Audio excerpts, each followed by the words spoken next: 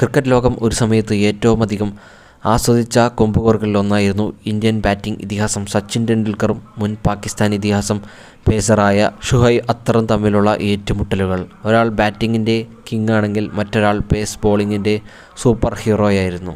White ball ഫോർമാറ്റിലും ടെസ്റ്റിലുമെല്ലാം പലതവണ സച്ചിൻ അക്തർ പോരാട്ടങ്ങൾ cricket പ്രേമികളെ ഹരം കൊള്ളിച്ചിട്ടുണ്ട്. കളിക്കളത്തിലൊട്ടും വിട്ടുകൊടുക്കാത്തവരാണ് രണ്ടുപേരും. പുറത്തു വലിയ സൗഹൃദം പുലർത്തുന്നവരാണ് ഇരുവരും. പക്ഷേ കളിക്കളത്തിൽ സച്ചിനെ മനഃപൂർവ്വം പരിക്കേൽപ്പിക്കാൻ താൻ ശ്രമിച്ചിട്ടുള്ളതായി അക്തർ ഒരു അഭിമുഖത്തിൽ നേരെ വെളിപ്പെടുത്തി. ആരാധകരെ ശരിക്കും ഞെട്ടിച്ചിരിക്കുകയാണ് ഈയൊരു വെളിപ്പെടുത്തൽ.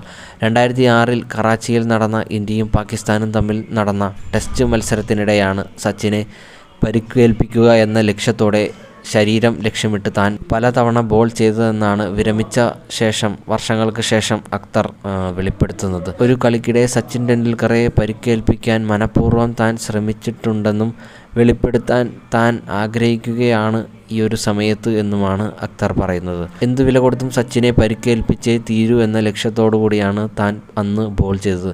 വിക്കറ്റുകൾക്ക് മുന്നിൽ പന്തെറിയാൻ ക്യാപ്റ്റൻ ഇൻസമാം ഉൾ ഹക്ക് എന്നോട് ആവശ്യപ്പെട്ടെങ്കിലും ഞാൻ അതൊന്നും കേട്ടില്ല. എങ്ങനെയെങ്കിലും സച്ചിനെ പരിക്കേൽപ്പിക്കുക എന്നുള്ള ഒരൊറ്റ ലക്ഷ്യത്തോടു കൂടി മാത്രമാണ് അന്ന് താൻ ബോളെറിഞ്ഞത്. അന്ന് ഞാൻ മനഃപൂർവ്വം തന്നെ സച്ചിൻ ടെണ്ടുൽക്കറുടെ ഹെൽമെറ്റിലേക്ക് ബോൾ ചെയ്തു.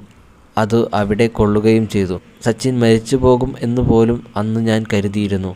റീപ്ലേ കണ്ടപ്പോൾ ബോൾ അദ്ദേഹത്തിൻ്റെ നെറ്റിയുടെ ഭാഗത്താണ് ഹെൽമെറ്റിൽ കൊണ്ടതെന്നും മനസ്സിലായി. പക്ഷേ ഞാൻ അതുകൊണ്ടും നിർത്തിയില്ല. സച്ചിനെ പരിക്കേൽപ്പിക്കുന്നതിനു വേണ്ടി ഞാൻ വീണ്ടും അതേ രീതിയിൽ തന്നെ ബോൾ ചെയ്യുകയായിരുന്നു, റാവൽപിണ്ടി എക്സ്പ്രസ് വെളിപ്പെടുത്തുന്നു. 341 റൺസിൻ്റെ കൂറ്റൻ വിജയമാണ് പാകിസ്ഥാൻ അന്ന് ആഘോഷിച്ചത്. ബാറ്റിങ്ങിൽ സച്ചിനും 2 ഇന്നിങ്സുകളിൽ നിന്ന് കാര്യമായി തിളങ്ങാനായില്ല. ആദ്യ ഇന്നിങ്സിൽ 23 റൺസ് മാത്രമെടുത്ത് പുറത്തായ അദ്ദേഹം രണ്ടാം ഇന്നിങ്സിൽ 26 റൺസ്.